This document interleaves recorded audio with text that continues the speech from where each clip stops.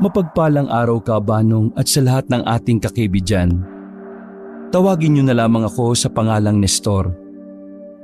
Ang kwentong ito ay ang apo ko ang nag-ayos at nagsulat para maipasa ko ang aking karanasan. Noong kalakasan ko pa, isa akong matinik at kinatatakutang albularyo sa probinsya ng Capiz. Marami ang lumalapit sa akin para magpagamot. Pero isa lang ang siyang nagpapahirap sa akin palagi. Yun ay ang mga nilalang na aswang. Maraming aswang sa Capiz. Alam naman ng lahat yan, lalo na ng mga taong doon talaga nakatira. May iba namang nagsasabi na doon na daw sila lumaki, ngunit hindi pa rin sila nakakakita ng aswang hanggang ngayon. Ang masasabi ko lang sa kanila, dapat ay ipagpasalamat nila na hindi pa sila nakakakita ng aswang. Dahil kung nakakita na sila ng aswang noon, baka hindi na nila tayo napapakinggan ngayon. Noon, talagang kahit saan ka magpunta, malaki ang tsansa na may aswang ka nang nakakaharap. Malakas ang pakiramdam ko kung may aswang ba sa paligid. Yun ang dahilan kung bakit ang daming aswang na kinatatakutan ako. Sa katunayan, pansamantalang nawala ang mga aswang noon nang dahil sa isang aswang na napatay ko. Wala pa ba mga halamang gamot na pinapakuha ko sa iyo kay paring Edgardo? Wala pa nga tay eh. Ewan ko ba? Sabi ng mga taga roon, 2 araw na raw na hindi nakakabalik si Mang Edgardo sa bahay nila. Ano na kayo nangyari doon, no? Kilala ko yang si Edgardo. Bata pa lang kami, gala na ang taong yan. Baka nagpunta na naman niya sa kung saan-saan. Pupunta ng malayong lugar at uutang sa kung sino-sino tapos uuwi. Style niyang mangutang sa ibang tao na hindi niya kilala para hindi siya masingil. Talaga? Seryoso tay? Kakaiba rin pala yan si Mang Edgardo, no? Hindi lang albularyo. Parang sindikato rin pala yan kung gumalaw. Ay nako, sinabi mo pa. Dati nga nangutang sa akin yan ng pera. Ang nangyari sa huli, ako pa nagbayad. Aba, paano nangyari yun? Siya may utang tapos ikaw pa nagbayad? Sinapak ko kasi yung mukha niya nung ayaw magbayad Ayun, basag ang nguso. Ako tuloy nagbayad para sa pagpapa-ospital ng loko. Ganun naman pala yun nangyari. Akala ko naman kung ano na. Tumayo ako sabay tapo ng tabako sa labas. Total, wala naman tayong mapapala kay parang Edgardo. Samahan mo na lang ako sa isa ko pang kakilala na albularyo. Hindi kasi tayo pwedeng papatay-patay ng galaw.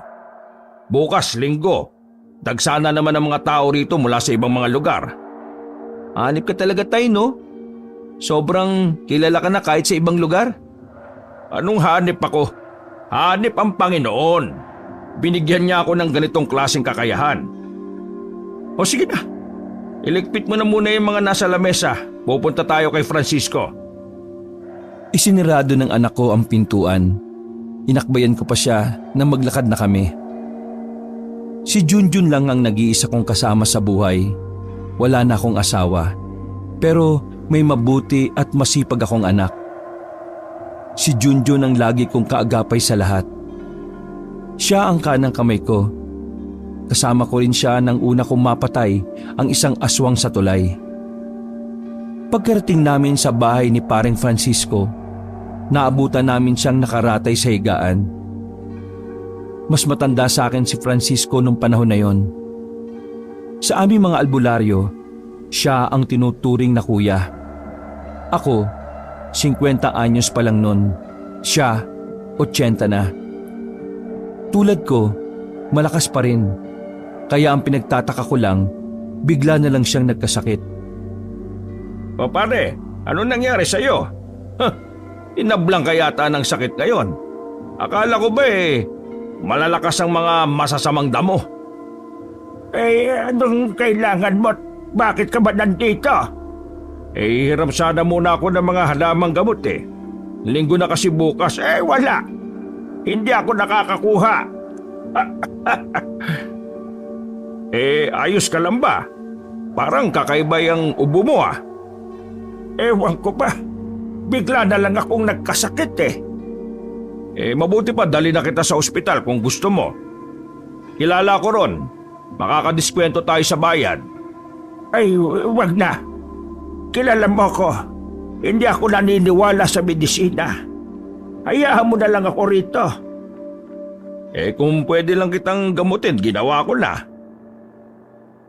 Sa aming mga albularyo, hindi mo pwedeng gamutin ang mga kapwa mo albularyo.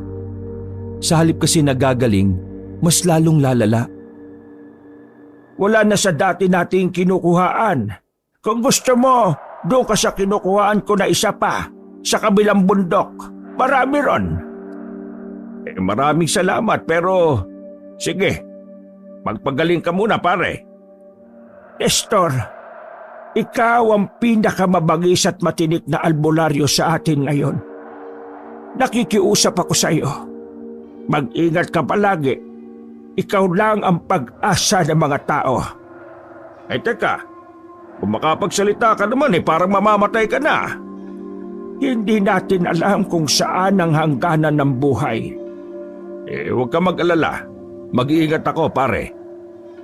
Tinapik ko siya sa balikat. Nagpaalam na rin kami sa kanya. Pakiramdam ko, Tay, hirap na hirap si Mang Francisco, no? Ayos lang kaya siya? Kakayanin niya yon. Nakibit balikat na lamang si Junjun. Bago maging tirik ang araw ay lumakad na rin kami. Isang bag lamang ang dala namin pero may 4 na sako sa loob. Malayo-layo ang lakarin namin patungong bundok. Ayos lang naman kahit 50 na ako. Malakas-lakas pa naman ang tuhod ko noon. Makalipas ang 4 na oras, nasa paanan pa lang kami ng kabilang bundok. Hingal na kagad si Junjun. Pa, pahinga muna tayo. Pagod na ako eh. Walang ya. Sino ba matanda sa atin? Kabata-bata mo pa ang bilis mo nang mapagod. Umupo kami sa gilid ng puno. Malakas ang hangin kaya kahit papaano ay nakakagaan sa pakiramdam. Habang nagpapahinga kami, meron kami nakitang mga bakas sa katawan ng mga puno. Mga bakas ng kalmot. Tiningnan ko yun ng maigi. Napagtanto ko na gawa yun ng isang mabangis na aswang. Tay, bakit po? May problema ba? May aswang sa bundok na ito, anak. Mag-iingat tayo. Nakita ko agad ang pagbabago ng reaksyon ni Junjun. Halatang kinabahan din siya. Huwag ka matakot. Kasama mo naman ako, ano ka ba? Hindi naman ako natatakot, Tay. Lalo na kapag kasama ko kayo. Ang inaalala ko lang paano kung pumunta pala sila sa baryo natin? Saan ba ako nakatira? Di ba sa baryo din natin? Bakit ka kakabahan? Basta. Iba talaga ako tub ko Huwag ka na mag-isip ng kung ano-ano. Masyado mo lang binabahala ang sarili mo Bumalik na rin kami sa paglalakad. Naging maayos naman ang paglalakbay namin. Hapon na nang marating namin ang kapatagan, kung saan nakatanim ang mga pambihirang halamang gamot. Ayos pala dito, Tay. Buti, nakakarating si Mang Francisco sa layo nito, no? Alam mo anak, kami mga albularyo, kahit gaano kalayo, basta para sa panggagamot, kinakaya namin. Mahalaga sa amin ang buhay ng tao. Sandali kaming napatigil ng anak ko nang maramdaman kong may paparating. Nilapit ko si Junjun sa akin. Nakuha niya kagad ang mga senyas ko kaya marahan na rin niyang dinukot ang itak niya. Tay, aswang yun? Oo, kaya ihanda mo ng sarili mo. Nakadapa lang kami ni Junjun. Lagpas tuhod ang mga halaman. Sapat na para makapagtago kami. Mga ilang sandali lang, natanaw na namin ang isang lalaking payat. Matangkad, mahaba ang buhok at walang damit pang itaas. Kita mo yan? Mukha lang nagdodroga yan pero laman loob ng tao dinadali niya. Dito ka lang anak, haharapin ko lang. Sige, Tay, bugbugin mo. Tuwang-tuwa na naman si Junjun ng mga sandaling yon. Gusto niya talaga akong makita na nakikipaglaban sa mga kakaibang nilalang. Oy, aswang na mukhang lamok! Na 10 taon lang hindi nakakasipsip ng dugo. Pag-usap nga tayong dalawa. Tumingin siya sa akin. Pulang-pula ang mga mata niya at naglalaway. Hindi siya nagsasalita. Para siyang baliw. Ano? Hindi mo ako kilala? Ako lang naman ang nag-iisang albularyo na iniiwasan ng lahat ng kauri mo. Wala pa ring tugon ng aswang sa akin. Kaya naman inilabas ko na rin ang pangmalakasan. Nang nakita niya yon, ay saka siya nagkaroon ng reaksyon. Bigla na lang niya akong tinakbo at nasa aktong lulundagan na ako nang ihagupit ko sa kanyang itako. Tinamaan siya sa bandang liig kaya agad naman siyang bumulagta. Mangisay-ngisay siya sa damuhan. Ang galing mo talaga, Tay! Anong magaling? Kailangan na nating umalis dito. Kahit magaling ako, hindi ko sila kakayanin kung sabay-sabay silang aatake. Kaya tara na! Wala kaming sinayang na oras ng anak ko. Dali-dali kaming umalis sa kabundukan na yon. 7:00 na ng gabi na makauwi kami sa bahay. Pagkalapag ko pa lang ng halamang gamot sa lamesa, isang balita na kagad ang natanggap namin mula sa kapitbahay. Mag Nestor! Si Mang Francisco po! Sa hindi ko malamang dahilan, bigla na lamang akong kinabahan, Kabanong. Huminga ako ng malalim at saka nagmadaling tinungo ang bahay ni Paring Francisco. Naroon ang ibang kapitbahay. Lahat ng mukha nila ay may bakas ng awa. Padaan! Sandali!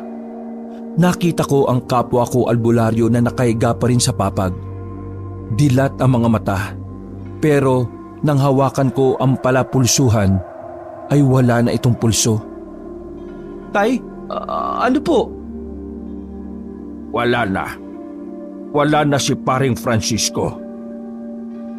May lumabas na itim na insekto sa bibig ni Francisco. Lumipad yon palabas ng bintana. Sa bagay pa lang na yon, alam ko nang hindi pangkaraniwan ang pagkamatay niya. May nangyari na hindi ko alam. Aling Maribet, total kayo ang nakakakilala sa mga anak niya. Makikisuyo lang sa kanila para ipaalam ang nangyari sa tatay nila. Tumango sa akin si Aling Maribet. Lumabas na rin kami ni Junjun doon. Malalim na paghinga na lamang ang nagawa ko. Siguradong maraming tao ang malulungkot sa pagkawala ni Francisco. Bukod kasi sa akin, kilala rin siya sa baryo. Tay, iisa ba tayo nang iniisip? Hindi siya namatay sa sakit. Pinatay siya ng aswang. Sinasabi ko na nga be. Mga aswang lang naman ang nakikita kong gumawa nito. Gumaganti na sila sa pagpatay ko sa kasamahan nila noon. Anong balak niya, Tay? Ano pa ba? Di hahanapin ko silang lahat. Sumilay ang nakakalokong ngiti sa akin. Pero binawi ko rin kaagad kasi naalala ko, patay nga pala si Paring Francisco. Buwi na muna tayo sa bahay. Magpahinga muna. Bukas na bukas, aalis tayo. Pupuntahan ko si Edgardo. Baka nakauwi na. Kailangan niyang malaman ang nangyari kay Francisco. Kinabukasan, hindi nga ako nagkamali ng hinala. Mabilis na kumalat sa buong baryo ang nangyari kay Paring Francisco. Pero buti na lang, wala pa ni isa sa kanila ang naghihinala na aswang ang dumali kay pare. Hindi muna nila pwedeng malaman kung sino ang pumatay kay Francisco. Kailangan maging kampante ang mga aswang na walang alam ang lahat. Naglakad na kami ng anak kong si Junjun patungo sa bahay ni Edgardo. Habang palapit kami ng palapit, kinakabahan ako. May mga nakakasulubong kasi kaming tao na parang nababahala. Binilisan namin ang lakad namin. Pagdating namin doon, naabutan namin ang mga tao sa tapat ng bakuran. Ganon na ganon ang eksena sa bakuran ni Francisco. Hindi ko tuloy maiwasan noon na mabahala. Pero mas lalo kong nababahala nang marinig ko na isa sa mga tsismosa, may lumabas daw na itim na insekto na lumipad mula sa bibig ni Edgardo. Tabi! Tabibig kayo! Hinawi ko sila at pumasok ako sa bahay. Wala na rin pulso si Edgardo. Napalunok na lamang ako ng laway sa sunod-sunod na pagkamatay ng mga kumpare kong albularyo. Sigurado na ako noon na mga aswang ang tumoda sa kanila. Lintik na mga aswang yan Iniisa-isa ang mga albularyo Ilang sandali lang ay nagdatingan na rin ang mga kamag-anak ni Edgardo. Napatabi na lang kami sa gilid.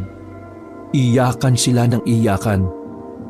Habang nangyayari yon, isang kahina-hinalang lalaki ang nakita at napansin ko sa labas ng bakuran. Nakipagsiksikan ako sa mga tao at hinanap ko ang lalaki. Nakita ko siya na naglalakad na palayo. Hindi ko na siya hinabol pa. Alam ko naman na isa siyang aswang. Hindi naman ako natakot. Sa katunayan, mas nasasabik pa ako. Dahil sa wakas, maghahanap na naman ako ng mga aswang na papatayin. Tay, bakit? Aswang ang isang yon. Bakit hindi natin nabulin? Hayaan mo. Wala rin naman siyang balak lumaban Nagmamadali kaming umuwi sa bahay. Nilabas ko ang mga gamit ko mula pa sa baul. Matagal ko nang hindi nagagamit ang mga yon. Napapangiti na lang ako. Hindi ko inakala na darating ulit ang oras na kailangan kong iparamdam sa kanila kung gaano ko kabangis. Ewan ko lang kung hindi umiyak yung mga siraulong aswang na yan. Katana? Saan galing yan, Tay? Galing ito kay Mr. Hamura Akuragi. Sino yun?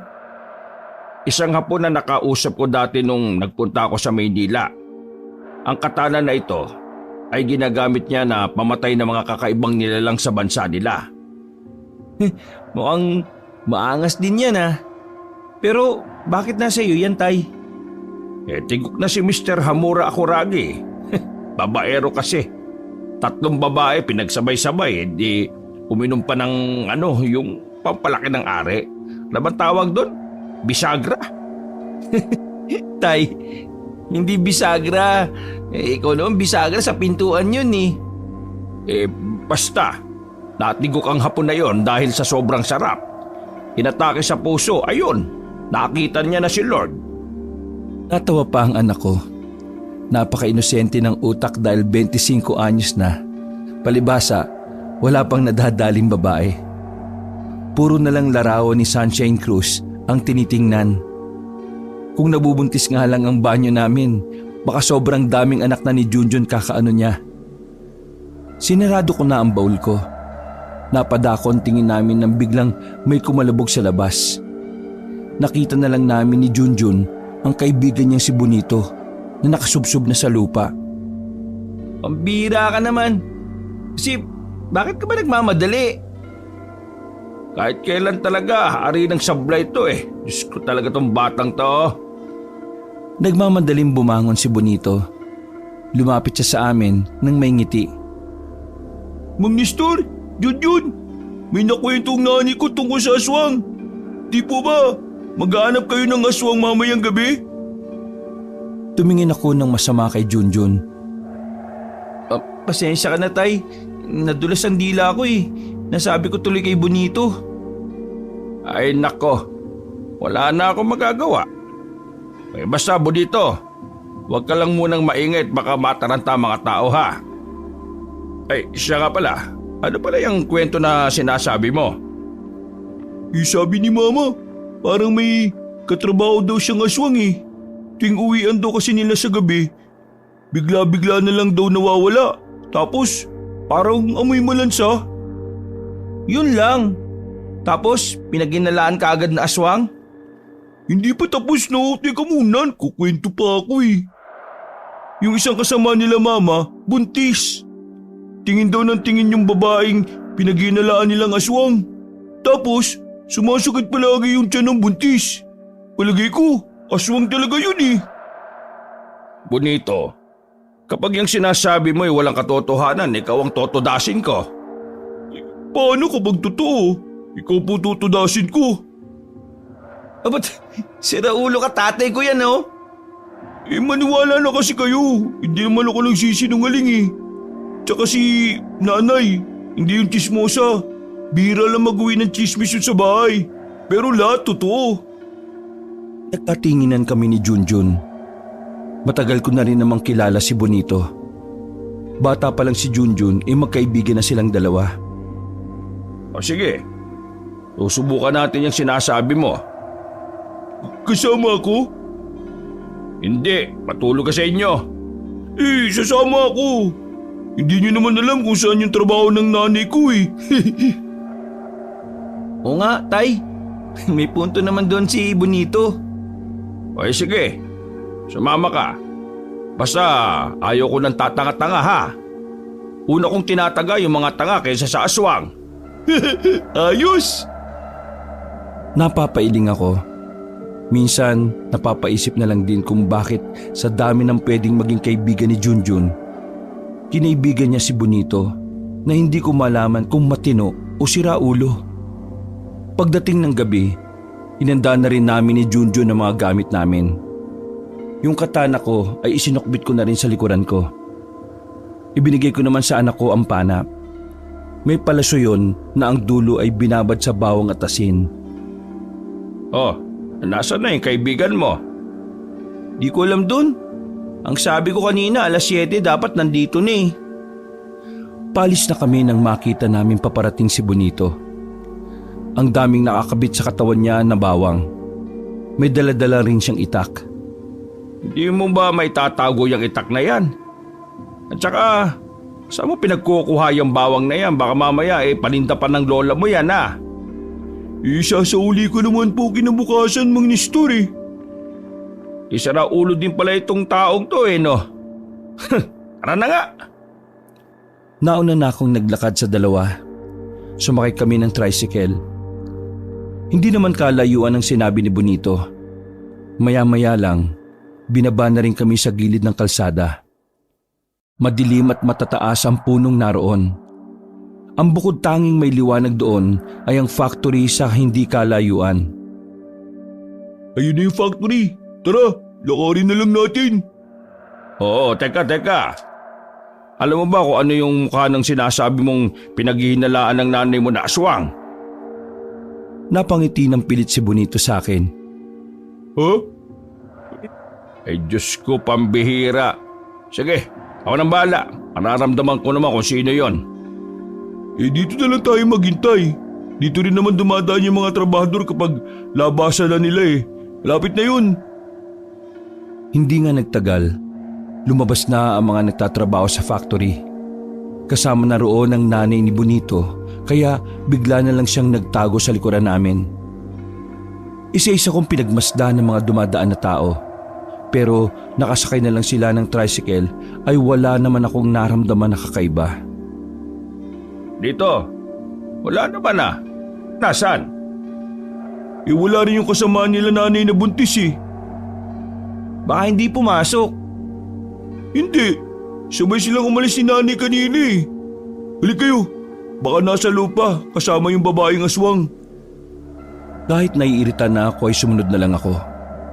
Umikot kami sa likod ng factory. At hindi nga nagkamali si Bonito. Nandun ang dalawang babae. Isang buntis, isang hindi. Pinakinggan namin ang pinag-uusapan nila. Sumama ka na lang sa akin. Sinasaktan ka naman pala ng asawa mo eh. Kung sasama naman ako sa iyo, mas lalo siyang magagalit. Akong bahala. Aalagaan kita. Isusumbong natin siya sa mga pulis kapag sinaktan ka niya. Sumama ka na sa akin. Ligtas sa pupuntahan natin. Tapos, sabay pa tayong papasok at sabay tayong uuwi.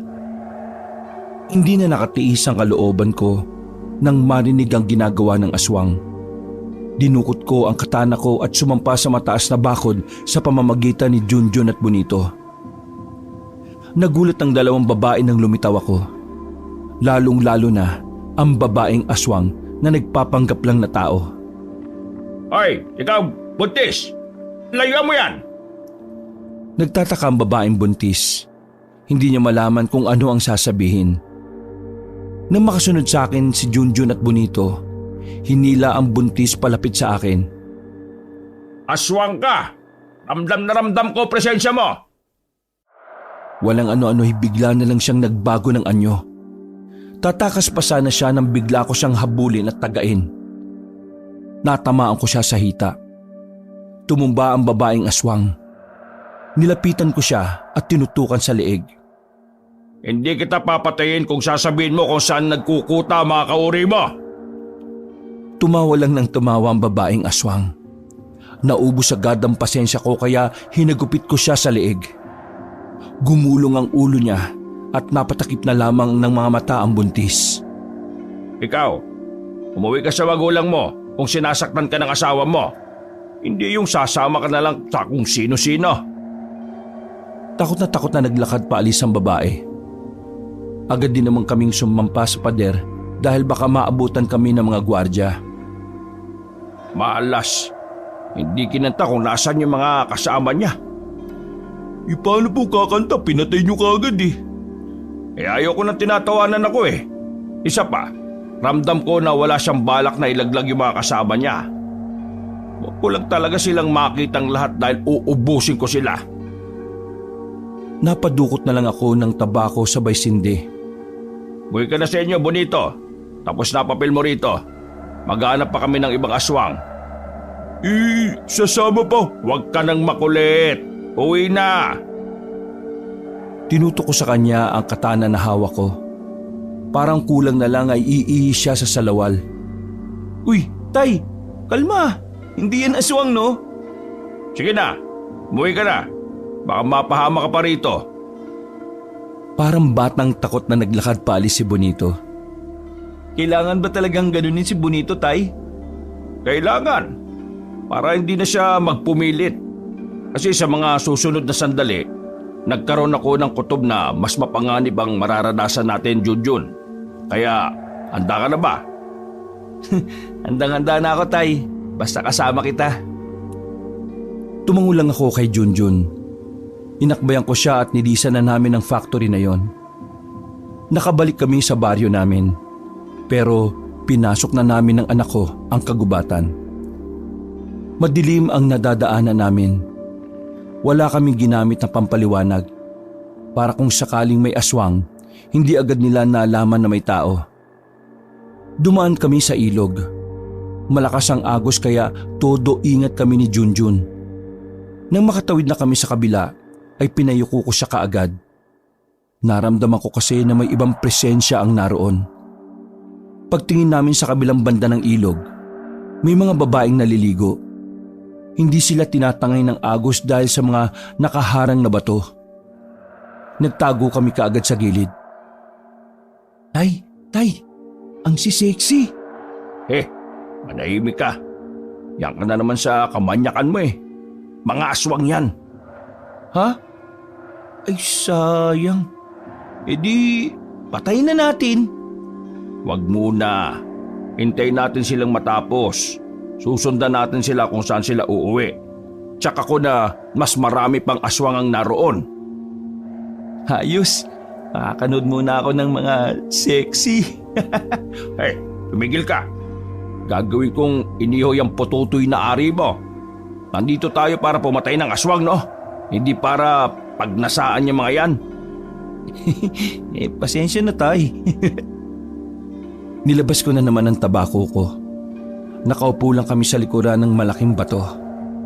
Naririnig pa namin ang mga kababaihan na tuwang-tuwa. Maharot sila na parang mga normal na babae lang. Napangisi na lang ako.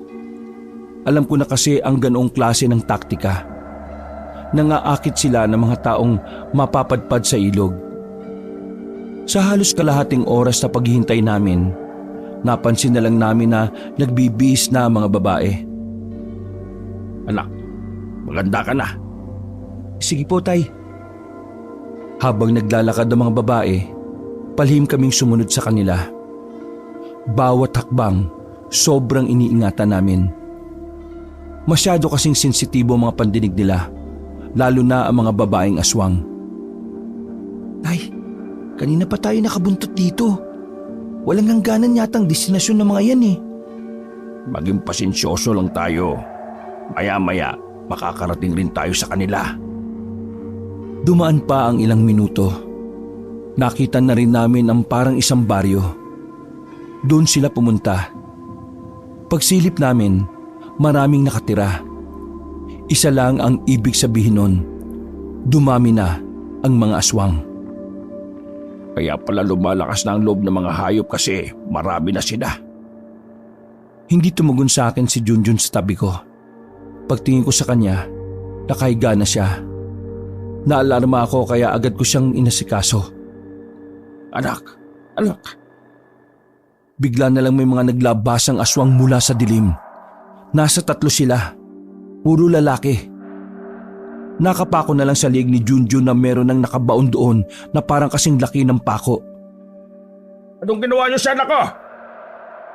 Muli kong binunot ang katana sa likuran ko. Nagsimula na rin silang umangil na parabang mababangis na tigre. Wala akong pinatawad sa isa sa mga aswang na yon. Ako ang unang lumusob.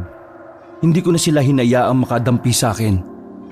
Wala pang 1 minuto ay napatay ko na kagad silang 3. Pagkatapos, binalikan ko si Junjun. Nanlalamig na ang palad niya. May laso ng tumarak sa liig niya. Kaya naman binuhat ko kagad siya. Nagawa ko siyang iuwi sa bahay pero dahil sa halos 1 oras at kalahati rin ang nasayang, nahuli na ang lahat. Natulala ko sa kanya habang nakahiga siya sa papag. Para lang siyang natutulog. Pero alam ko sa sarili ko na noong mga sandaling yun, wala na ang anak ko. Sobrang sakit ang pagkawala sa akin ni Junjun. Noong mga panahon na yon, sinisisi ko ang sarili ko. Kung hindi ko na lang sana isinama si Junjun sa bawat lakad ko, hindi niya yun sasapitin. Inabot ako ng umaga kakatitig lang sa kanya, Kabanong. May ilang mga tao na nga rin ang nakakakita dahil malawak ang pinto namin. Maya-maya lang, biglang dumating si Bonito. Halatang kagigising lang niya dahil sa laway na natuyo sa labi at sa masagana niyang muta. Junjun! Anong nangyari kay Junjun? Mang Nestor! Junjun! Nilapitan niya si Junjun. Napahagulgol ng iyak si Bonito nang malaman na ang kanyang matalik na kaibigan ay wala na. Tahimik lang ako sa gilid. Pero hindi ko may kakaila ang sakit na makikita rin sa mga mata ko. Mang Nestor! Bakit? Ano nangyari sa kanya? Ayos ba si Junjun nung pinauwi niyo ako? Inuga-uga niya pa si Junjun sa pagbabaka sakaling dumilat pa. Pero hindi na. Natigilan lang siya nang makita ang butas sa liig na pinagtanggalan ko ng parang pako. Mang Nestor, sabi mo nga sa akin, aswang ba ang dahilan kung bakit ganito sinapit ng kaibigan ko? Hindi na ako nagsalita at tinanguan ko na lang siya. Nakita ko ang nabuong galit kay Bonito dahil sa mga nakasarado niyang kamao. Huwag ka mag-alala, Junjun. Ipag-iiganti kita. Pangako yan. Lumabas si Bonito ng bahay na puno ng galit. Saka lamang ako napahagulgol ng mga sandaling yon. Anak, pawarin mo ako. Di kita naprotektahan. Patawad kong napakawalang kwenta kong ama. Kabanong, mula nang mawala sa akin si Junjun, nasira ang lahat ng plano ko sa buhay. Lalo na ang pagpuksa sa mga aswang. Nalulung ako sa alak. Walang araw na hindi ko nilunod ang sarili ko sa alak. Sa halos 1 buwan na wala ang anak ko, ang tanging kasama ko lang ay alak. Una, si paring Francisco. Pangalawa, si paring Edgardo. Sino ang susunod? Wala na. Wala na kasing nagmamahal sa akin eh. Dadamputin ko pa sana ang isang bote ng alak nang biglang may umagaw nun. Pagtingin ko ay si Bonito na naman pala. Ano bang problema mo? Agaw ka ng agaw ng alak. Wala ka bang pambili, ha? Tama na po yan. Makakasama po sa kalusugan nyo. At kailan ka pa naging doktor? Tao ka? Sino ka ba? Bakit ka nakikialam? Hindi po gusto ni Junjun na pinapabayaan niyo ang sarili niyo. Huwag ka nga magsalita ng parang parte ka ng pamilya namin. Ano naman kung laklak ako na ito ng laklak? Anak ba kita? Huwag mo nga akong pakialaman. Pwede ba? Huwag ka nga makasariling matanda ka. Napanganga ko noong marinig ko yun. Pakiramdam ko ay binastos niya ako kaya ako nagalit. Sinaulo ka pala eh. Anong karapatan mo? Hindi lang naman ikaw ang nawalan ah. Ako rin. Nawalan din ako ng isang kaibigan. Pero ako, lumalaban. Ikaw sumusuko. Napakamakasarili mo. Sa halip na gumawa ka ng paraan para mabigyan ng hustisya ang kamatayan ni Junjun, ganyan ka, naglalasing, nagpapaawa sa sarili. Huwag ka magsalita na parang pareho tayo ng nararamdaman. Kaibigan ka lang. Ako, ama. Mas masakit sa akin ang pagkawala niya. Hindi naman ito tungkol kung sino ang mas nahihirapan o nasasaktan eh. Tungkol ito sa kung paano natin ibabangon ang mga sarili natin para sa kanya. Tingin mo ba may mangyayari kung ganyan ka lang?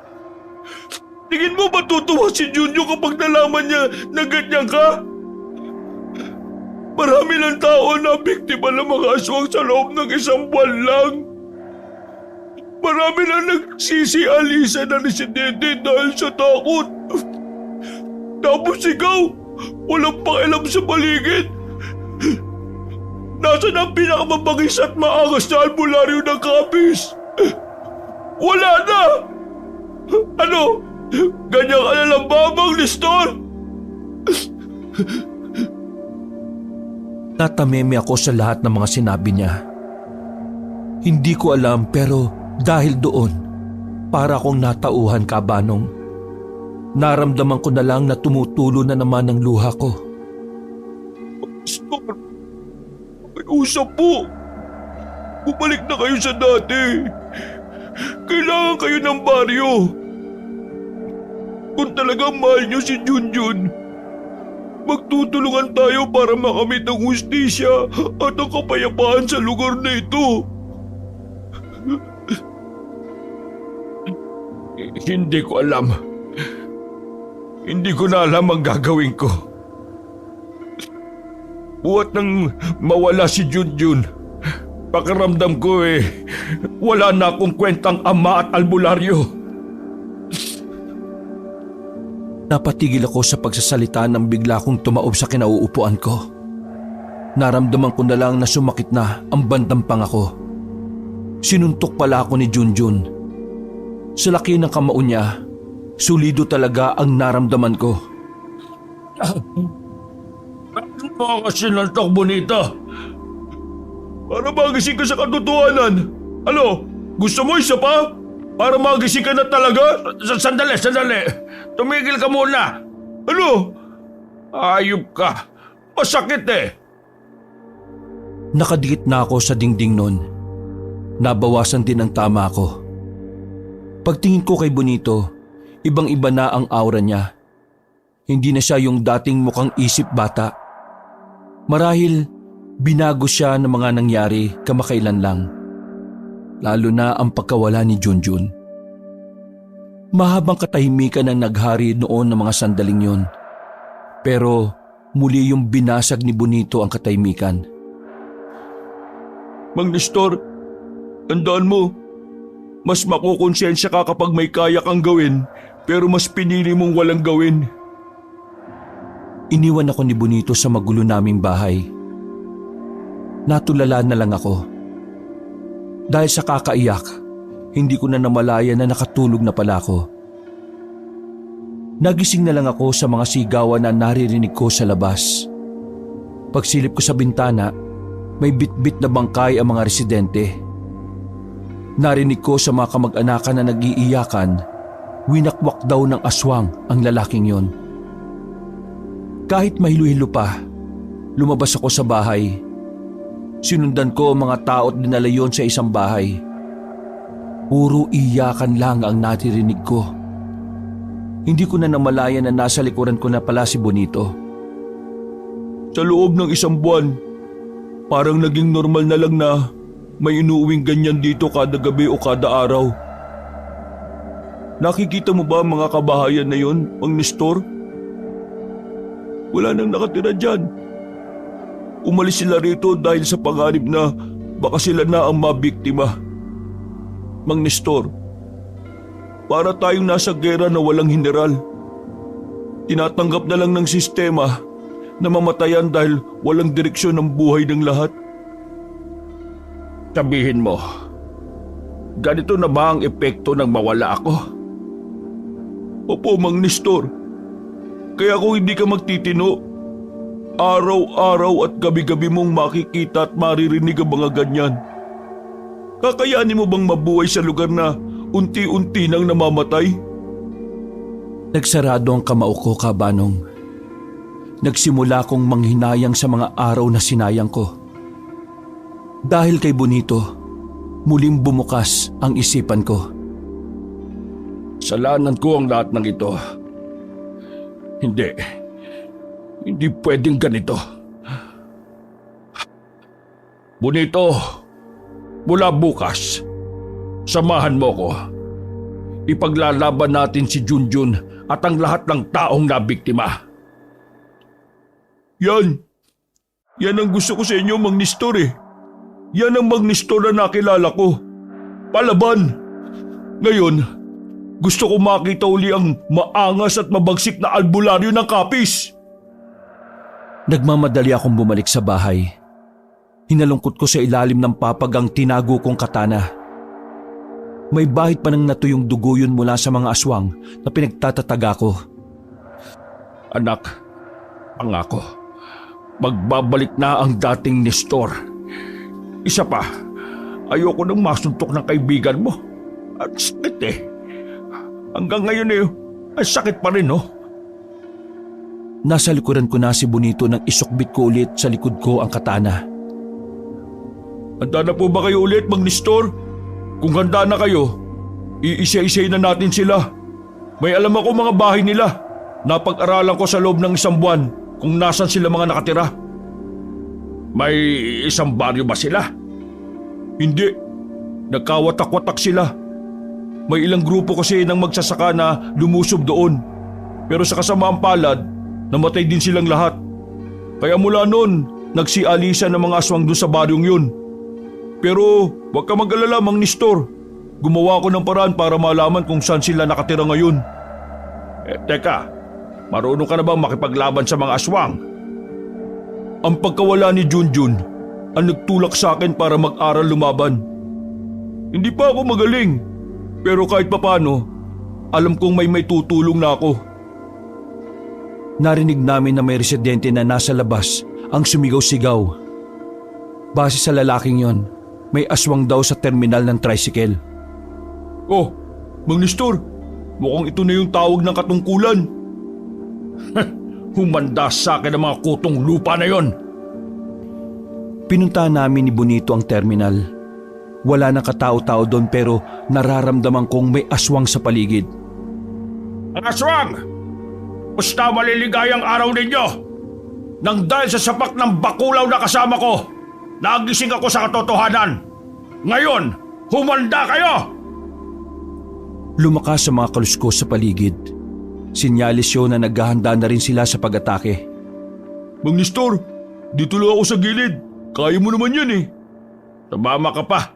Wala ka naman palang gagawin. Sisiw lang sa inyo yan eh. Isang aswang na babae na ang gumapang palapit sa akin. Tinusok ko ng katana ang kamay ng babae at saka sinipa ko sa muka. Ampas lupa! Hiniwa ko siya ng katana ko sa balikat. Tinaga ko na rin sa tagiliran. Walang kahirap-hirap na bumulagta ang babae. Maya-maya, isa pang aswang na lalaki naman ang nanggaling sa ibabaw ng tricycle. Nakapitan niya ako sa likod. Muntikan na niya ako makagat. Buti na lang ay mabilis kong nasingit sa tagiliran ko ang dulo ng katana. Tinamaan ng aswang sa tiyan kaya nabitiwan niya ako. Amoy sukang paumbong ang hininga mo, lintik ka! Tinaga ko ang aswang na yon sa braso. Sinunod ko naman ang hita. Nang bumagsak na siya sa sahig, tinuluyan ko na siya sa leeg.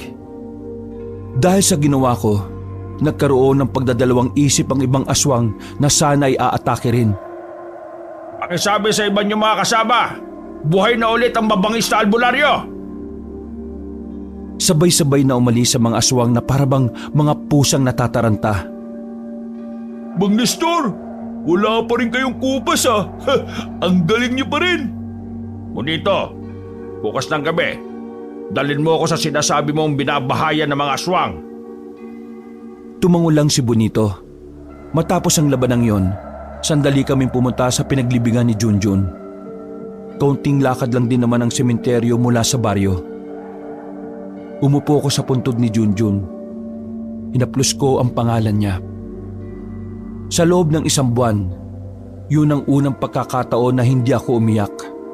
Sa halip, may saya akong nararamdaman. Anak, pasensya ka na kung tagalan ng pagbabalik ko ha. Pero huwag ka mag-alala. Ipagpapatuloy ko yung nasimulan natin. Junjun, Tol, sinapak ko nga pala yung tatay mo ah. Sakit ng panga niya Pakiramdam ko na iba yung forma ng pangakunak eh. Buwisit talaga tong kaibigan mo. Ngayon matino na ulit ang tatay mo. Mabibigyan na rin namin ng hustisya ang kamatayan mo, Tol. Hintay ka lang dyan, ha? Anak, pangako, hindi masasayang lahat ng pinaghirapan natin. Maibabalik natin ang kapayapaan sa baryong ito. Pangako ko yan sa iyo.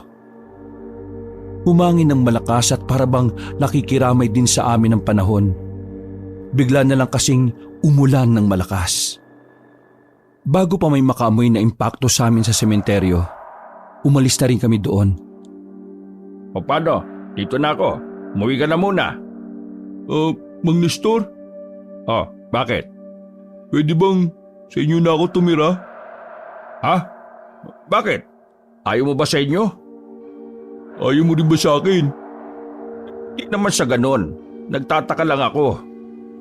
Bakit? May nangyari ba? Inalayas na ako sa amin nung nakaraan pa. Wala nang maging interesado ako sa mga aswang. Pinapili ako ni nanay at tatay eh.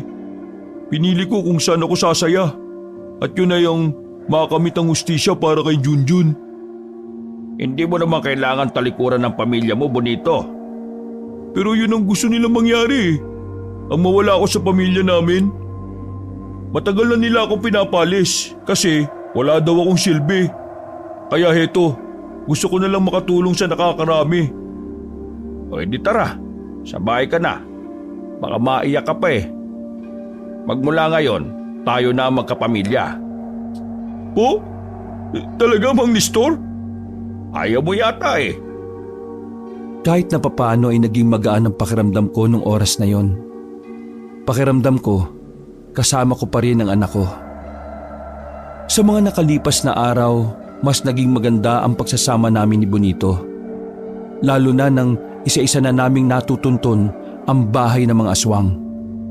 Marami-rami na rin akong napaslang na aswang. Wala akong pinapatawad.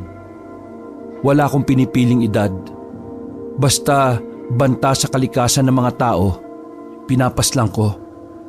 Walang pagdadalawang isip. Hey Nestor, yun na yung isa sa mga bahay na naman ko dati. Pang-5 na yan. Malayo pa lang eh, ramdam ko na kagad ang presensya nila. O sige, alerto ka, Bonito. Tutudasin natin ang mga yan ng walang pahirap-hirap. Ano pa nga ba? Nauna akong tumayo at umalis sa pinagtataguan namin. Tamang masid muna si Bonito bago siya sumunod sa akin. Nang ilang metro na lang ang layo ko, sinenyasan ko na siya. Lumapit kami mismo sa harapan ng bahay. Ang iingay nila sa loob. Hindi nila kami naramdaman. Bonito, akin na ang gas at saka posporo. Pagkakuha ko nun, sinilaban ko ang tapat ng bintana. Wala pang 10 segundo, nagtakbuhan na sila palabas ng pinto. Kinagulat nila na naroon kami. Hindi nila alam kung ano ang uunahin. Kung bahay ba nilang nasusunog o kaming nasa harapan nila. Pasensya na. Naitapo ko kasi yung tabako ko sa bahay nyo eh. Sino kayo? Kailangan ko ba talaga magpakilala? Nagbago ang mga itsura nila. Mababangis na ang mga anyo nila. Naglalaway at nag-uuslian ng mga matatalim na ngipin. Mga labastangan, anong karapatan niyong sunugin ang pamamahay namin? Mga mabababang tao! Ay! Huwag kang ngang mainitin ang ulo. Kalmado kung... Mabilis na gumapang ang lalaki palapit sa amin. Kaso hindi siya umubra sa husay ko. Nanlaki na lang ang mga mata nila nang makitang nasubsob ang lalaking aswang. Tumatagas ang dugo sa leeg. O kayo, magpaalam na kayo sa kinikilala niyong Diyos. Gumalaw na rin kaming dalawa ni Bonito. Walang nagawa ang mga aswang kundi ang umilag lang ng umilag. Nakakapikon, hindi man lang lumalaban ang mga tukmol. Naglabas ng palaso si Bonito. Pinagtititiran niya ang mga aswang na gumagapang sa kung saan-saan. Naubos niya ang 6 na palaso pero isa lang ang tinamaan doon. Kaunting ensayo pa.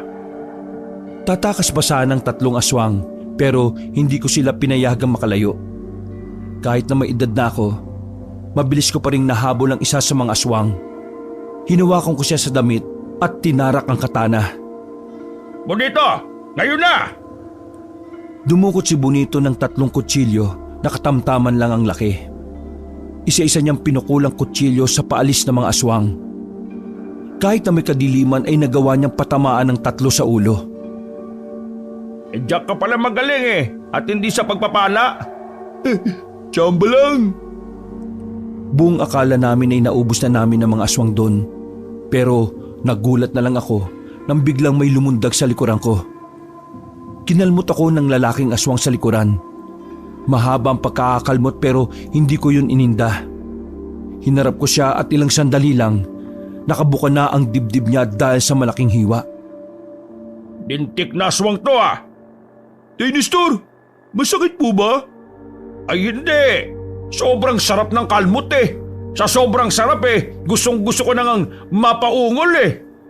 Siyempre masakit no! Mahapti! Dumudugo na nga eh! Tinanggal ni Bonito ang damit ko. Kinuha niya ang langis ng ranas. Katumbas yun ng alkohol, pero mas mahapdi at mas matapang. Mabisang panglinis ng sugat galing sa mga kalmot at kagat ng aswang. Kailangan kasing malinis kagad ng sugat lalo na kapag kalmot yun ng aswang. Malaki kasi ang tsansa na maimpeksyon dahil mas marumi ang kuko ng mga aswang. Aray! Isit ka naman! Dahan-dahan lang! Pinadapa niya ako sa lapag na nilatagan lang niya ng damit. Nililinis niya ang sugat ko na parabang ang dami-dami niyang alam sa panggagamot. Halos maihi-ihi ako sa sobrang hapdi nun. Parang namanhid ang buong likod ko. Pero kalaunan din naman ay nawala ng kaunti ang kirot. Tiklop pala kayo sa mabding sugat eh. Huwag kang maingay. Baka may makarinig na aswang dito. Kapag nalaman nilang may sugat na malala ang isang manunugis o albularyo, sasamantahin nila yon. Gusto mo bang mamatay ako? Depende. Ay, biro lang. Mabuti pa, tumayo ka na. Umuwi na muna tayo. Tinulungan niya ako makabangon. Napatingin na lang ako sa mga aswang na nakabulagta. Sayang. Kung nabubuhay sana si Junjun, siguradong tuwang-tuwa yun na makita itong mga nakahandusay na aswang. Dalawa sana kaming alalay mo. Inakay na ako ni Bonito. Nang makabalik na kami sa baryo, lahat ng madadaanan namin ay nagbibigay galang sa akin. Para na talaga akong artista noon na mas lalo pang sumikat. Mula kasi nang tugisin ko ang mga aswang, nanumbalik na rin ang moral ng mga residente. Hindi na sila gaanong natatakot sa tuwing lalabas sila ng bahay dahil alam nila na naroroon ako na poprotekta sa kanila. Hanggang sa makapasok na kami sa bahay ay may mga nagbabanggit pa rin ang pangalan ko. Tay Nestor, isang bahay na lang ang alam kong natitira na tinitira ng mga aswang. Sa palagay ko, kakaunti na lang din ng mga aswang na nandun eh. Huwag tayo magpakampante. Alam mo, yung mga nahuhuli, yun talaga yung nagdadala ng problema minsan sa laban eh. O sige na, bukas na lang natin isipin yun. Magpahinga na muna kayo, Tay Nestor. Kasi inaantok na rin ako eh. Sige na, mauna ka na.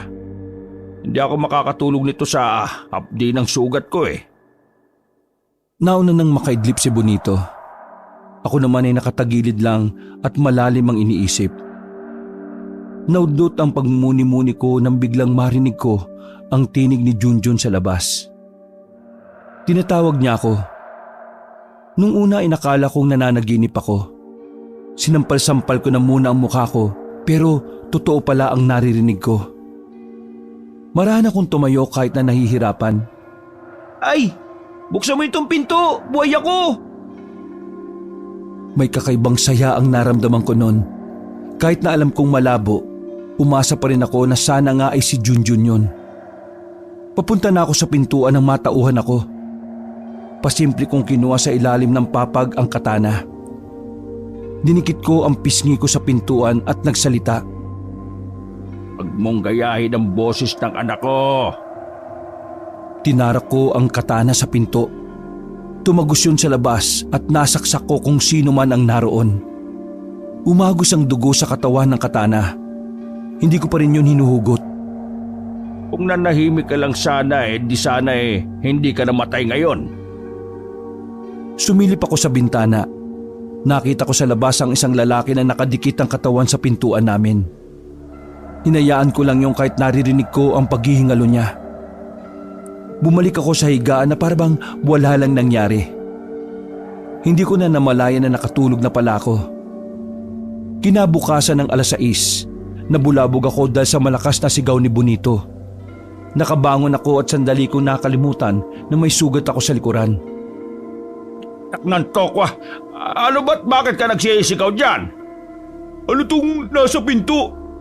Nagtatanong ka pa. Nakita mo ng katana, di ba?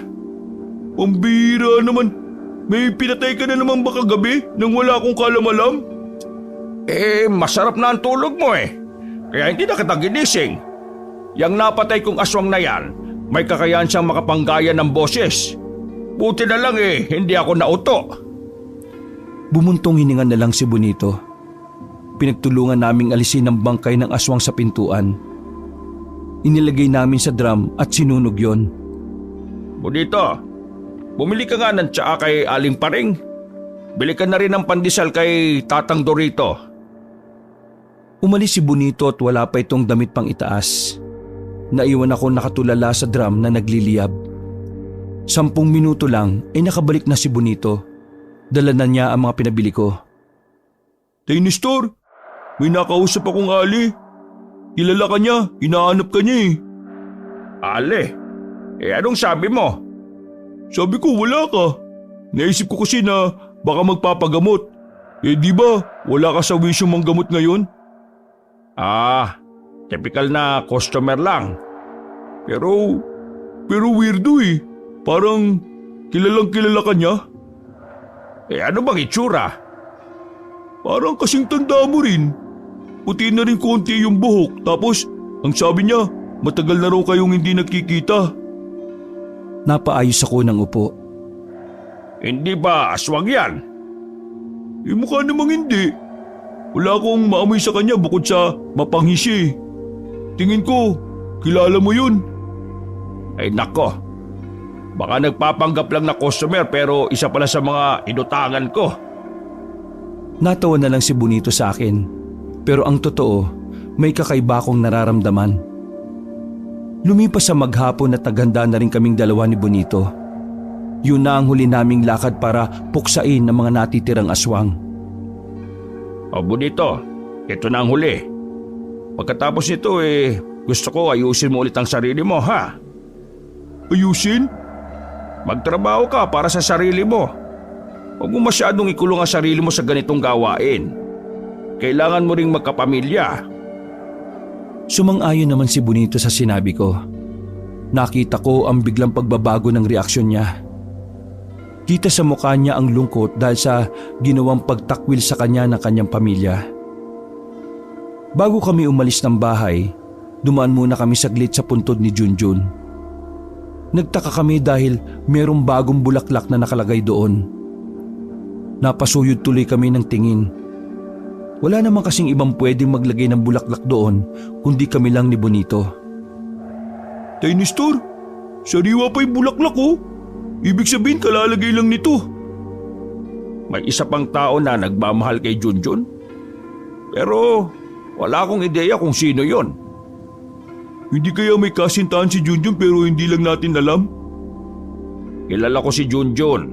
Lahat ng natitipuan niya sinasabi niya sa akin. Hindi siya naglilihim pagdating sa mga ganong bagay, no? Hindi mo rin masasabi, Tay Nestor. Alam mo naman na may pagkamanak yung anak niyong yun eh. Ay nako, kung sino man siya, sana tulad natin matanggap na rin niya ang pagkawala ni Junjun. Ay teka, mukhang kailangan na nating umalis. Kakagat ng dilim oh. Lumakad na rin kaming dalawa ni Bonito. Malayo-layo ang lalakbayin namin sa gabing yon dahil sa kabilang bundok pa ang huling bahay na pupuntahan namin. Yung bundok na pupuntahan natin, yun yung bundok na sana'y aakitin namin ni Junjun noon. Pero hindi kami tumuloy noon dahil naramdaman kong maraming aswang dun eh. Ngayon, malaki pa rin ang tsansa na bukod dun sa huling bahay, may mga aswang pa rin gumagala sa bundok na yon. Kung ganun kailangan pala nating mas mag-ingat. Mismo. Teka, pairam nga ng posporo. Binigay niya sa akin ng posporo at sinindihan ko naman ang tabako ko. Wala pa kami sa paanan ng bundok ay may mga nagpaparamdam ng aswang. Binagala namin ang lakad namin. Makailang beses kaming tumingala. Nakita namin ang isang taong may malapad na pakpak. Pabalik-balik lang siya sa ere. Para bang alam niya na rin na naroon kami noong mga oras na yon. Kakaibang aswang to Hindi to gaya ng mga aswang na nakakalaban natin. Teka, paano kakaiba? Sabi ni paring Francisco dati, may mga aswang na galing Guimaras na nagpunta rito. Ang mga aswang na yun hindi pa tukoy ang uri. Yan, parang tik-tik lang naman yun Tik-tik nga, pero hindi natin alam kung ano pa yung isa niyang uri. Malalaman natin kapag nakaharap na natin siya. Oh, umalis na Lumipad na palayo ang aswang. Tumayo na rin kami ni Bonito at sinundan namin kung saan siya pupunta. Kaso wala pang ilang minuto na wala na siya sa paningin namin. Kinutuban na ako kaya hindi na namin ipinagpatuloy ang pagsunod. Nanatili lang muna kami sa kinalalagyan namin. Bonito, hilap! Hinawi ko si Bonito nang makita naming nasa likod umatake ang aswang na may pakpak. Walang iya. Ang bilis niyang makarating dito Ano, ayos ka lang ba? Oo, ayos lang po ako. Huwag niyo ko intindihin. Pesting aswang yan Pinulat ako. Humanda sa akin ngayon yan. Dinukot ko na kagad ang katana sa likuran ko at winasiwas. Lumabas ka dyan! Parang walang bayag At tago-tago ka pa. Kung tunay na mabangis ka, may lumaba ka ng patas. Maya-maya lamang ay mabilis na pumunta sa likuran ko. Hinawakan ako sa damit at binalibag ako sa mga makakapal na ugat ng puno. Duwag! Buwisit! Iniinis ka lang niya, Tay Nestor. Kaya kumalma ka lang. Kailangan nating umalis dito. Lugi tayo sa dilim Umanap tayo ng wala masyadong puno para sa liwanag ng buwan. Mabilis kaming tumakbo paalis. Ramdam ko na humahabol pa rin sa amin ang aswang noon. Nang makarating na kami sa sakahan, doon na ako ginanahan. Dito! Tingnan natin kulit mo rito!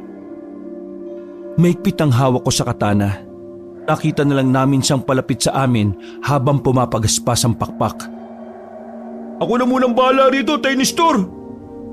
Pinagtititira ni Bonito ng pana ang aswang. Pero sa lahat ng aswang na nakalaban namin, yun lang yata ang may utak. Ang galing niyang umilag. Hindi makatama si Bonito. Medyo malayo sa akin si Bonito dahil atras siya ng atras. Kaya na makalapit sa kanya ang aswang, hindi ko rin sila agad naabot. Nahiwa ng kuko ng aswang si Bonito sa dibdib. Bumagsak siya ng dahil doon. Huwag niyo ako intindihin. Yung aswang lang. Dala ko naman ang ranas eh. Ay, mahina ka pala eh. Tumayo ako, tinarap ang aswang. Ako ang haharap sa'yo. Malambot pa yung kasama ko. Kasing lambot ng tutoy ng sanggol. Bumaba ang aswang sa lupa. Mas matangkad siya sa akin at di hamak na mas malaki ang katawan. Yan! Yan ang gusto ko, pumapalag. Tumakbo ko palapit sa kanya. Paghataw ko ng katana, nahawakan niya ang kamay ko. Nagawa niyang salagin nang walang kahirap-hirap ang kamay ko. Hanggang sa parang dinudurog na niya ang kamao ko. Kaya naman naisipan ko nang gumamit ng pandaraya. Dinukot ko sa bulsa ko ang pinigiang sibuyas na nalagay sa plastik. Pinisit ko sa mukha niya yon, kaya niya ako nabitiwan. Ba't ka umiiyak? Paggewang-gewang siya sa sobrang sakit ng mata niya. Nang hatawin ko siya ulit, ay bigla siyang umangat sa ere. Tingnan natin kung makalipad ka pa. Tumukot ako ng 2 punyal sa tagiliran. Pinukol ko yun patungo sa magkabilang pakpak ng aswang. Bumagsak siya ulit sa lupa. Sinamantala ko na ang pagkakataon para muling umatake. Malakas kong tinarak ang katana sa dibdib niya. Akala ko mamamatay na siya dahil tumagos pa ang katana hanggang sa likod niya. Pero tumayo lang siya ulit at tinawakan ako sa balikat. Kahit hindi siya makakita na maayos, nagawa niyang pisilin ang balikat ko. At yung kabila naman niyang kamay ay dinakma ang katana. Tako, kung minamalas ka nga naman oh. Ibinuka ng aswang ng malapad ang bibig niya. Maging ako nagulat din kasi parang kakasya doon ang ulo ko. Sasakmali na sana niya ako nang biglang may ginawa si Bonito. Biglang napatras na naman ang aswang. Pagtingin ko kay Bonito ay patawa-tawa pa siya. Mang Nestor, sa tirador pala ako magaling, hindi sa pana eh. Sira ulo, tumatawa ka pa? Bago pa makabalik sa katinuan ng aswang, hinagupit ko na ng katana ang kanyang leeg. Matigas ang leeg ng loko kaya 3 beses ko itong inulit-ulit. Kalaunan, bumulagta na rin ang aswang. Sinipa-sipa ko ng mahina sa katawan pero hindi na siya gumagalaw. Hindi man lang ako nahirapan. Oo nga, ako yung hirap na hirap eh. Mas mahirapan ka kapag nilagyan ko ng gamot yung sugat mo. Ha? Pagkatapos kong paslangin ng aswang na yon ay inasikaso ko muna si Bonito. Naghari ang sigaw niya sa kagubatan sa sobrang hapdi ng nilagay ko na gamot. Makalipas lang ng halos 1 oras, ipinagpatuloy na rin namin ang paglalakbay. O ano? Kaya mo bang maglakad? Bakit naman hindi? Paano man ang pinanlalakad ko, hindi naman dibdib eh. Habang tumatagal, nagiging siraulo ka talaga, no? Ganun talaga kapag komportable na. 1 oras pa ang dumaan at nakita na rin namin ang bukod tanging bahay na nasa gilid ng sakahan. Kahit hindi pa kami lumalapit, ramdam at amoy ko na ang mga aswang na nasa loob. May kalakihan ng bahay, kahit nagawa lang yun sa kahoy. Kaya naman siguradong marami sila sa loob. Ano? Sunugin na lang natin. Wag, maamoy nila yung gaas. Hindi naman niya katulad ng mga tangang aswang na nasunog natin. May nararamdaman ako na parang isa sa kanila mabangis. Kaya lumapit tayo, dahan-dahan. Tara. Bago kaming tuluyang makalapit ay siniguro naming walang nakakakita sa amin. Sinamantala namin habang parang abalang-abala ang mga tao sa loob. Papasukin na sana namin ang bahay nang biglang may lumabas na aso. Nestor, aswang din ba yan? Oo, pero sana hindi marunong tumahol. Nagkatinginan kami ng aso na para bang alam niya ang gagawin namin. Maya-maya, nagulat na lang kami ni Bonito nang biglang sumigaw ang aso. Putya, hindi nga tumatahol. Sumisigaw naman. Paano nakapagsalita yun? Pambihira oh. May mga aswang na kayang magsalita kahit na nakaanyong hayop sila. Naalarma ang mga nasa loob. Nagsilabasan sila at halos lahat sila ay puro babae. Bonito, tirador ka ba ng mga chicks gaya ni Junjun? Tiradorin mo na yung mga yan! Mabilis na binalahan ni Bonito ng pako ang tirador. Isa-isa niyang tinirador ang mga babae na nagluluwaan ng mga dibdib. Bulagta kaagad ang iba. Ang iba naman ay nagsisilundagan papunta sa amin. Pero dahil magaling ako, wala ni isa sa kanila ang makadampi sa amin. Lahat ng lalapit ay sumisirit na lang bigla ang dugo. Makalipas lang ang ilang minuto ay patay na silang lahat. Maging yung aso na naging tao ay dinamay na rin namin. Ay nako, nakakakulit talaga ng mga babae kahit kailan ano. Buti nga hindi sila nagbunga nga habang lumulusob eh. Natigil ang pag-uusap namin na may isang matandang babae ang lumabas ng bahay. Napansin kong nawala ang ngiti sa mukha ni Bonito. Celia? Celia? Magkakilala kayo? Anong ginagawa mo rito? Tay Nestor, yan yung matanda na naghahanap sa iyo eh. Siya ang asawa ko na matagal na kaming iniwan. Kumusta ka na, Nestor? Sabihin mo sa akin, bakit ka naging aswang? Dahil ito ang landas na gusto kong tahakin. Ang maging mataas kesa sa tao. Umalis ka't iniwan mo kami para sa ganyang buhay. Kailan mo ba huling ginamit ang utak mo? Nestor, ang maging tao ay isang pagiging alipin ng lipunan. Bakit hindi mo na lang ako samahan? Manahimik ka! Mga aswang ang dahilan kung bakit namatay si Junjun. Tapos gusto mong sumama ako sa'yo? Isa kang malaking tanga!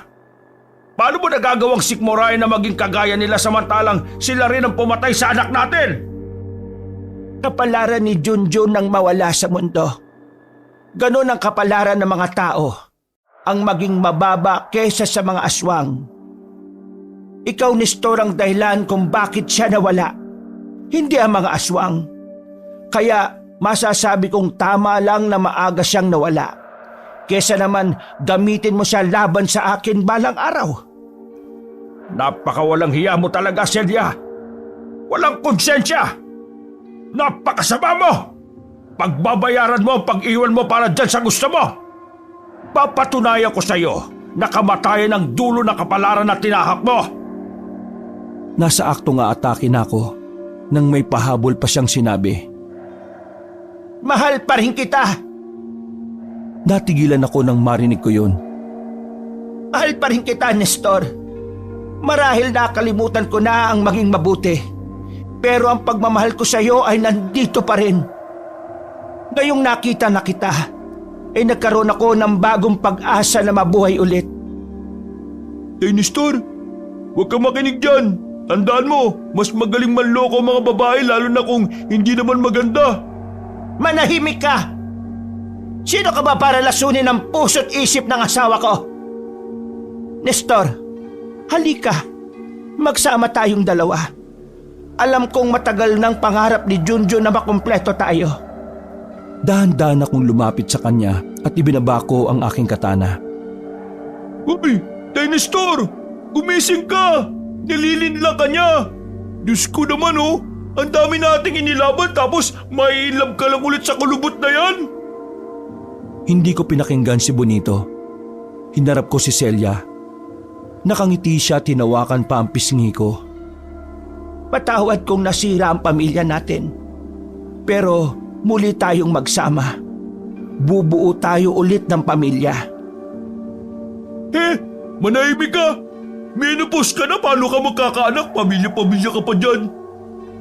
Celia, alam mo ba yung salitang English na joke? Ha? Anong joke? Nagulat na lang siya sa ginawa ko. Tinara ko kagad ang katana sa kanya at tinaga siya sa liig. Tumumba siya kaagad habang sumusuka ng dugo. Traitor ka! Ramdam ko masamang balak mo kaya hindi mo ako maiisan, ano? Alam ko rin na mas malakas ka sa akin. Kaya kailangan kitang traidorin. Tay Nestor, ang galing mong umarte ah. Napasakay mo ako dun. Pwede ka maging artista. Ang role mo, tanga-tangahan. Celia, magpahinga ka na. Tapos na ang tadhana ng grupong binuo mo. Huminga ako ng malalim. Sinilaban na rin ni Bonito ang katawan ni Celia at sinunod naman ng iba. Tara na, Bonito. Ngayon, tayo na ang tunay na magkapamilya. Inakbayan ko si Bonito at nilisan na rin namin ang lugar na yon. Naubos namin ang mga aswang kaya muling nanumbalik ang kapayapaan sa buong Capiz. Wala na kaming nabalitaan na may aswang doon. Makalipas ang maraming taon ay sa Maynila na kami nanirahan ni Bonito. Dito na rin siya nagkapamilya. Nagkaanak siya ng 7 at isa sa mga anak niya ang tumulong sa akin para maisagawa ang mahabang liham na ito. Sa aking karanasan, Kabanong, masasabi kong hindi nga talaga permanente ang maraming bagay sa mundo. Lahat nawawala pagdating ng panahon. Pero ang mahalaga, kahit mawala man sila, nakatatak pa rin sila sa ating puso't isipan. Kaya hanggang ngayon, buhay na buhay pa rin sa alaala ko ang aking anak na si Junjun. Wakas.